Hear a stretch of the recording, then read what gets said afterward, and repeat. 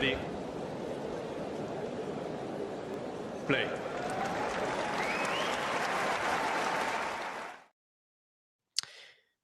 Good afternoon, good evening, good morning, good lunchtime, as it is in Central Europe, where Mario, who is in southern Italy, is based. Mario, actually, just one thing. Napoli, things are going very well. Yeah, we're doing so well. Even if I have to admit that we are doing very, very well because it's historical what we are doing, but other teams are doing so in the championship. So it's a balance between the two things. It's a bit like in tennis when it's sometimes difficult to know, are you playing well or is your opponent playing badly? Yeah, it's basically the same when the score is lopsided in tennis, and also when we have so many points between first and second, third place. It's also various reasons. Indeed. But yeah, we're doing well. We are doing various. Not You know, me. we say when we're a supporter, we feel a part of the club, so we say we. It's normal. Listen, are you a supporter of Daniil Medvedev, Mario? Because he's going through a very unusual 12 months, and maybe yesterday was another example of that. He won, by the way, so before people start panicking thinking he lost. But the result and the performance, you know, the first set, I think there were 10 breaks of serve in the first 12 games or something like this. Not sure about this number, but I know that 13 breaks out of 26 games in the total match. Because also in the third set, we had a lot of breaks. I mean, the score is 4-6, 6-2, 6-2. So the same between second and third set. But I would say that Medvedev played good tennis in the second set yesterday, which of course was important because then he had a psychological advantage in the third set when his level dropped again a little bit after that he went up 3-love. So well, I have to say that yeah, sometimes you also need to win despite playing bad tennis, especially if you are not in a great period from a technical, tactical, psychological point of view. So I think that of course winning is the most important thing. But yeah, I agree because I just think that he's being too passive with his tennis when things are not going well. Sometimes you need to do the opposite thing, like that. If you are not feeling so well, probably it's in these moments that you need the most to stay more aggressive, closer to the baseline, because you need also to gain confidence from making some winners or something like that. While probably a more defensive tactic can work, but probably you have to be to have your confidence higher to make this kind of game plan work. Yeah, I think that the most important thing is that he won because sometimes he has lost these kind of matches with ups and downs.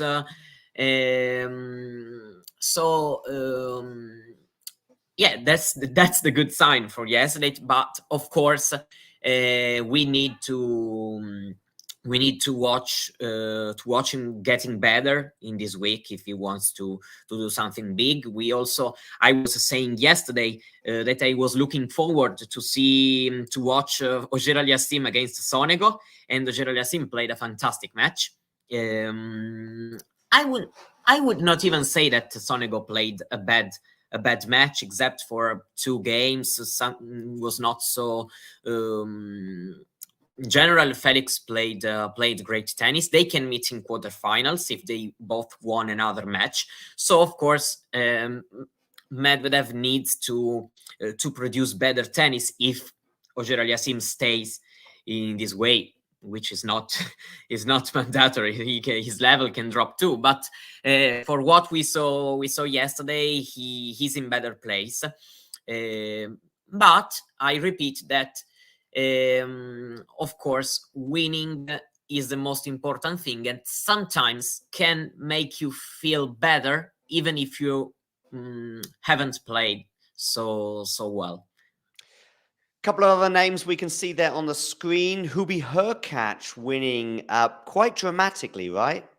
Yeah, it was a dramatic match because I would say that in the first set, Bautista Agut was playing better. At least in terms of level, because Hurkacz really had more chances, to be honest, even in that first set. But it was a great match, and then Hurkacz had a big chance in the tiebreak in the second set. He had some match points. He was up in the score, and he wasted a little bit. Even if, of course, credits to Bautista Agut, because you always have to beat him not once, not twice, but 3-4 times when you play against him. So I won't be so harsh on Hurkacz to not having closed that second set. I think that the good thing is that it was a good match against probably the most dangerous opponent among the unseeded or Sinner too, but one of the three most dangerous opponents. So not even so lucky Hurkacz, considering he was seeded in the draw. But yeah, he's been solid in the deciding tiebreak, and that's of course the thing that matters the most, because in the second set he still had the chance to then play a third set. So credit also to Bautista Agut, because he was able, when 1 point away from losing, to step up a little bit his level and to make Hurkacz feeling a little bit insecure. Because that's also the reason why someone can feel some insecurity and not being able to close a match at his first or second chance. And Zverev is also through, so it feels a bit like 2019, 2020. Even Dominic Thiem won yesterday in Buenos Aires, so a hats off to him. But we've got Zverev and Thiem and Medvedev sort of winning when the big three are not there. Of course, one of which Tsitsipas won too. Yeah, exactly. But listen, I do want to move on from Rotterdam, because I've only got 20 minutes in total today, and I want to talk about a match that occurred in Delray Beach, and I'm gonna guess you're gonna know which one. Yeah, I know. It's at the world number 783. Was it 84? 84, yeah. Tell us about that, Mario. Yeah, Pekotic, who works. He's a full-time worker in finance. He's a manager of capital investment, or something like that. And so it's pretty curious, because we shouldn't forget that Q, because he already won 2 matches in qualifying. Yeah. And it's important to say, because it's not just one win out of nowhere. But then he beat a good Jack Sock, because we saw him in a better physical shape and playing good tennis last week in Dallas. And after having lost the first set, he 33 years old, first main draw win of the career. And it's strange, because he was out of the qualis or the entry list, but then he got there as an alternate, and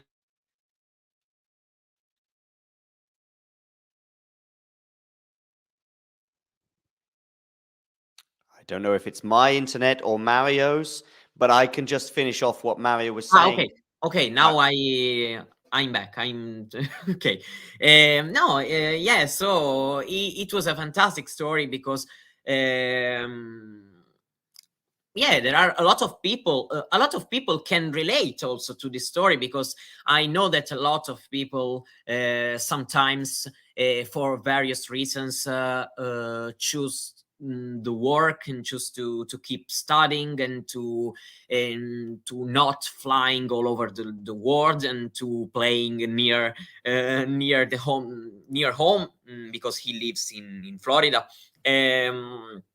And so yeah, it's a good story because there's always hope for everyone. Of course not for everyone, because you need to play good tennis also, but for all these people who I wouldn't say stopped chasing the dream, because he was playing, even if not on the big stages and not traveling so much. But it was great also because his boss was sitting in his box. I saw them go with the camera, and I wondered who that was. Maybe that was the boss they were showing. Exactly. He was the boss, and that of course is keep giving him some days off because he's keep winning. It should have been something like just for the weekend, but then suddenly we are on Wednesday and he's still in the draw. So Indeed. So yes, I'm sure he'll get a few ranking points, so he can go up from 784. When you first hear, or when I first heard the story, because I didn't watch the match, but when I first heard the story, it's like, oh wow, 784 in the world beats Jack Sock. And my first thought was, how old is this young kid? You know, is this gonna be when we sort of, you know, we hear of okay, yeah, it usually happens. Then the ranking is low, but the quality is very high because they're young and they try to raise the level. Yeah, I know the feeling, because sometimes it happens also to me when I sometimes don't know a name and try to inform, and then we saw that he turned pro 10 years ago. Okay. Well, listen, maybe he's going to have a good year. Maybe he's going to focus on the tennis, and who knows, we may see him shooting up the rankings. We've got Brian, by the way. He's in Delray Beach this week, and he told me the match point was epic. And also we'll be having Brian on to do a bit of a review of that tournament later in the week. Before we go, we've had some women's action. I saw one of the points of the year already, if not the point of the year, involving Qinwen Zheng. Unbelievable. She lost, though, to Maria Sakkari in what was a really tight match. And I thought, here we go. Sakkari's going to, fail in a big 3-set match. But she won that, so she's through. Any other WTA results that stood out for you? Yeah, I would say, first of all, as regards Sakkari, a very important win, because it was not easy, and not also before the match. It was expected to be difficult. So it was a great performance. Yeah, he had a moment of down in the second set, but overall she played, I would say, a solid match, also because he went serving for it and held that love. So I would say that it's in a quite solid performance and a good start of a very packed event. And we have some great matches today. Azarenka Bencic is starting. For example, we have Ostapenko Pegula, if I'm not wrong, or the Collins Swiatek. So Collins Swiatek. Yeah. It's a fantastic day of tennis in the women's side. Yesterday Kvitova won, but they all are playing today again. Their round of 16 match. Indeed. Some of these, as you said, have just begun already, and we've already got, as I say, some of them begun, and they're all pretty much on serve. It looks like those 3 matches, but yeah, they are all underway as we speak. We're a little bit later today than initially planned, but that's fine. That is tennis, and that's how it goes. Listen, final thing I want to speak about. Great match. Sofia Yeah. Kenin. Yeah, I It's know. Yes, a wonderful win that she had. I agree. And Yeah, I mean, Samsonova is not the most consistent WTA player, but still losing only 4 games against a player like Samsonova is not a joke. So a great win, and so I'm interested to see. Probably it's very interesting to see this Kenin against Kudermetova match. Agreed. I just want to finish with Carlos Alcaraz, who is in action this evening, as it is here in European time. He's back in action in Buenos Aires. What can we? He's going to be playing Les Logères. In fact, I think I see it's scheduled for about midnight Central European time, 11 p.m. GMT. What can we expect from Carlos this week? I'm expecting some nice tennis, probably not unbelievable tennis, but some nice tennis. I think that it's a good tournament to start, because the level is not like 1000 event, but it's not very low, because we have some good players that if they can make, for example, semi-final. I mean, I'm thinking, for example, yesterday didn't play a great match, but I'm, for example, imagining Francisco Cerundolo gets into the semifinals, so his confidence gets high. Playing against him in Argentina on clay, it's a nice test after in the week you're starting back from an injury. So I think that it's a good event to start. Of course, he can play a big final against someone like Nori or Musetti, which are dangerous players who beat him last year, for example. Both did it. But I'm expecting some nice tennis, because I think that I know he can play everywhere, and he's already proven that. But I think that probably when it's like Dominic Thiem, that when the confidence is not super high, clay is it's something that can make him feel good with his physical state, and with his and of course it's also great physical preparation, because clay demands you a lot physically. So it's also a very good preparation in thinking also about the Masters 1000 that are coming in Indian Wells, Miami, even if on hard court. But so yeah, I can agree with his decision to play this swing, also because he likes to do that, and so why not why not doing because we have also, he has to defend the title in Rio. I'm expecting a good level, to be honest. Of course, he's not playing Djokovic or Tsitsipas in this tournament, so probably even 80%, 70% can be okay. But I'm expecting that 70%, to be honest. Yep. He's, of course, has dropped. Probably not tonight. But no. As the tournament goes on, I think that today he shouldn't lose, even if he's at 50%.